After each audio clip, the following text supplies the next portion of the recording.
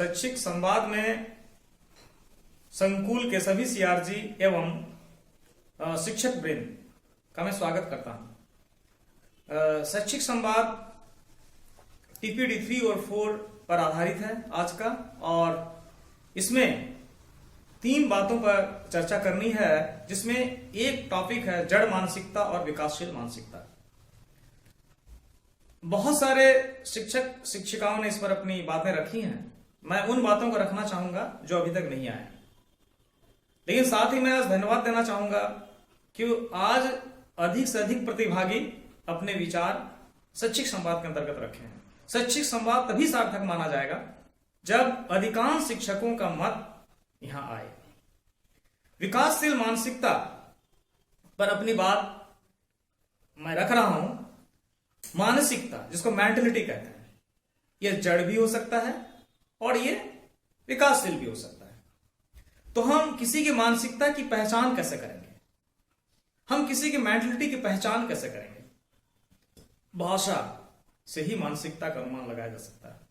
भाषा एक ऐसा माध्यम है जिसके द्वारा हम किसी भी व्यक्ति की मानसिकता का अनुमान लगाते हैं। हमारी मानसिकता का हमारे परिणामों पर असर होता है।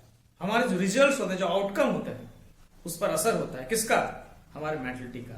जिस तरह का हमारा मेंटलिटी होगा उसी तरह के हमारे परिणाम आएंगे।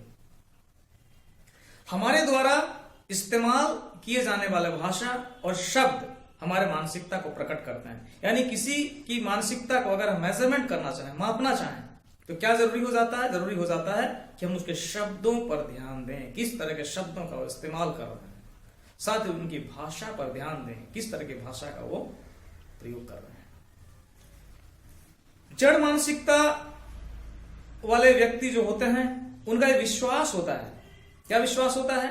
कि बुद्धिमत्ता जो है वो जन्मजात होती है और उसे विकसित नहीं किया जा सकता है। उनकी होगी क्योंकि निगेटिव सोच वाला है। और वहीं जो विकासशील मानसिकता वाले होते हैं, उनका विश्वास होता है कि बुद्धिमत्ता का विकास हो सकता है, यह जन्मजात नहीं होता है, और उस पर सुधार करने के लिए वो हमेशा प्रयत्न करते रहते हैं। जड़ मानसिकता वाले नकारात्मक चीजों पर अपना ज्यादा समय नष्ट करते हैं, निगेटिव चीजों पर अपना ज्यादा समय नष्ट करते हैं। वे फजूल के चर्चा में उनका वक्त बर्बाद हो जाता है और हताश और निराश दिखाई देते हैं। हताशा में समय गुजारना उन्हें अच्छा लगता है। कभी कभी वो नफरत की भाषा का प्रयोग करते हैं और हर चीज को व्यक्तिगत तौर पर अपने ऊपर ले लेते हैं कि ये बात मेरे लिए कही जा रही है, ये मुझे हट कर गया। लेकिन ऐसा नहीं, वो समूह के लिए बात कही गई है, लेकिन कभी कभी वो व्यक्तिगत तौर पर ले लेते हैं। तो ये बात हुई जड़ मानसिकता की। उन्हें विश्वास होता है कि जो क्षमता है, जो कैपेसिटी है, वो पैदाइशी होती है और इसे सुधारा नहीं जा सकता है। वहीं विकासशील मानसिकता वालों का विश्वास होता है। क्या विश्वास होता है?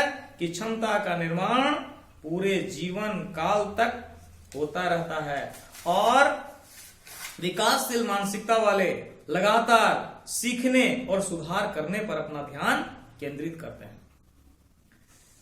तो हमें हमेशा यह कोशिश करनी चाहिए कि बच्चों में जड़ मानसिकता को हटाकर उन्हें विकासशील मानसिकता की ओर उन्मुख किया जाए।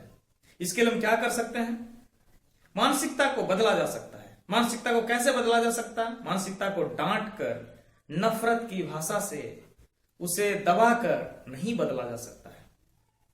मानसिकता को बदलने के लिए जरूरी है कि उन्हें मोटिवेट किया जाए, अच्छे चीजों की ओर ध्यान उनका आकर्षित किया जाए, स्वयं उदाहरण प्रस्तुत किए जाएं, ऐसे ऐसे प्रेरक प्रसंग उनके सामने रखे जाएं जहां यह लगता है कि असंभव था लेकिन लोगों ने संभव करके दिखाया है। ऐसे उदाहरण, ऐसे प्रेरक प्रसंग, ऐसे मोटिवेशन, ऐसे प्रोत्साहन से लगातार उन्हें रूबरू करता रहना पड़ेगा, और एक समय आएगा कि जड़ मानसिकता धीरे धीरे विकासशील मानसिकता की ओर उन्मुख हो सकता है। बहुत बच्चे कहते हैं कि गणित हमसे नहीं होगा, अंग्रेजी नहीं हो सकता है, लेकिन कई ऐसे उदाहरण हम उन्हें दिखा सकते हैं जो बच्चे बिल्कुल गणित में कमजोर थे, अंग्रेजी बिल्कुल उनकी कमजोर थी, लेकिन धीरे धीरे उन्होंने अपने जड़ मानसिकता को विकासशील मानसिकता में बदला और आज वो फर्राटेदार अंग्रेजी बोलते हैं और उनकी गणित भी अच्छी है। तो इन उदाहरणों को हम उन बच्चों के सामने पेश करें जो जड़ मानसिकता वाले हैं, और विश्वास है कि हम जड़ मानसिकता को विकासशील मानसिकता में बदल सकते हैं। आप लोगों ने मुझे आमंत्रित किया, कई सीआरसी में मुझे शैक्षिक संवाद में अपनी बात को रखनी है, और मैं जब भी समय मिलता है आप लोग आमंत्रित करते हैं तो मुझे भी आप सबसे रूबरू होकर बहुत अच्छा लगता है। मैं अपनी बात को रखने का प्रयास करता हूँ, कुछ रिलेवेंट चीजों को आपके सामने रखता हूँ, टीपीडी से संबंधित और कुछ रिलेवेंट चीजों को शैक्षिक संवाद के माध्यम से। लॉकडाउन के समय भी हम शिक्षक आपस में तालमेल बना के रखेंगे, संपर्क सूत्र से बंधे रहेंगे और अच्छी अच्छी बातों को चर्चा में लाएंगे। बहुत बहुत धन्यवाद। Thank you.